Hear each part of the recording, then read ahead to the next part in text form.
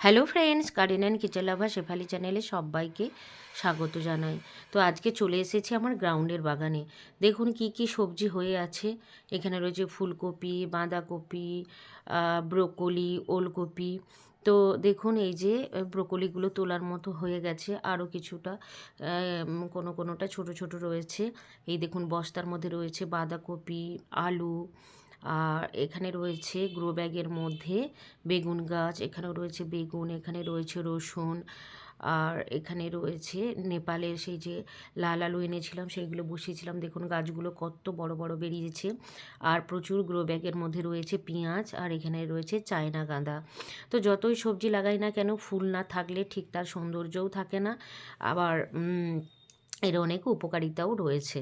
আর আজকে দেখুন এখানে আমি বসাবো ভেন্ডি বীজ, আর তরই, ঝিঙে এবং চাল কুমড়োর বীজ।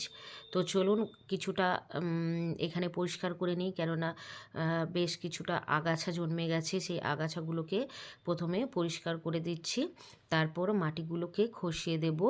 এইভাবে দেখুন মাটিগুলো বেশ ঝুরঝুরেই রয়েছে। মাঝে মাঝেই মাটিগুলো খসানো হয়, তার জন্য এত সুন্দর রয়েছে। আর এই যে এই গাছটা হচ্ছে আমার একটা লটকান, যেটা আমি ফল কিনে এনেছিলাম, তার বীজ থেকে চারা বানিয়েছি।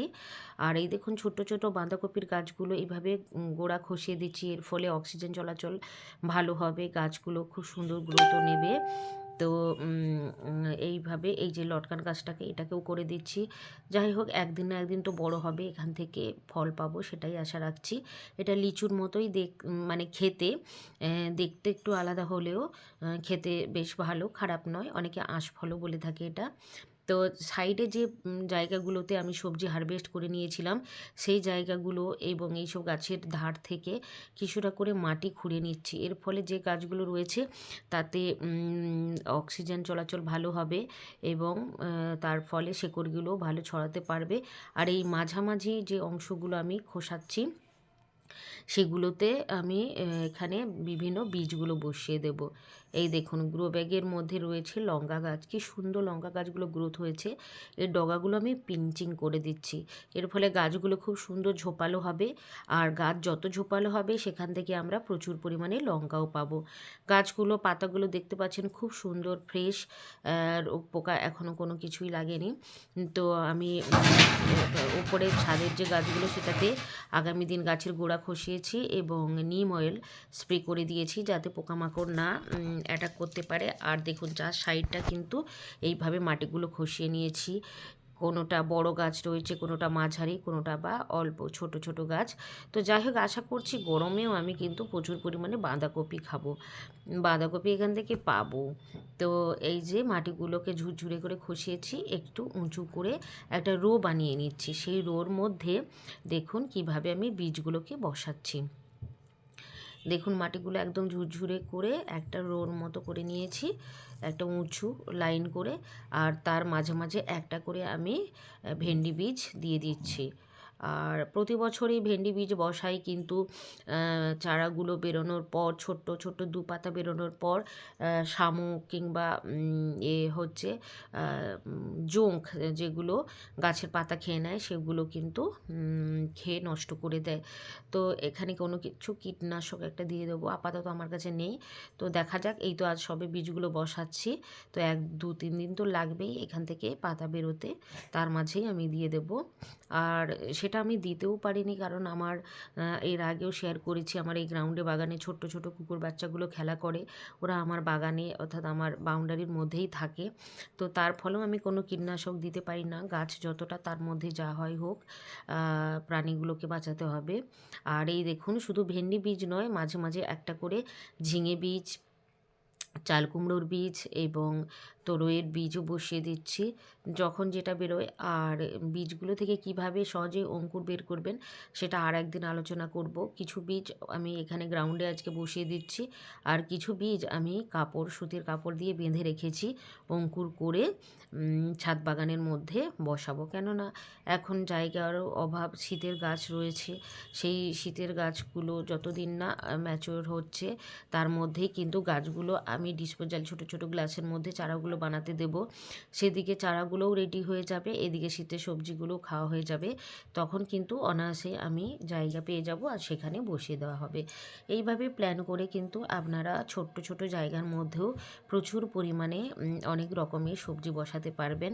একটা থাকতে থাকতে আর একটা বসিয়ে দেবেন, তার ফলে এটা শেষ হওয়ার সাথে সাথে আর এক ধরনের সবজি কিন্তু রেডি হয়ে যাবে।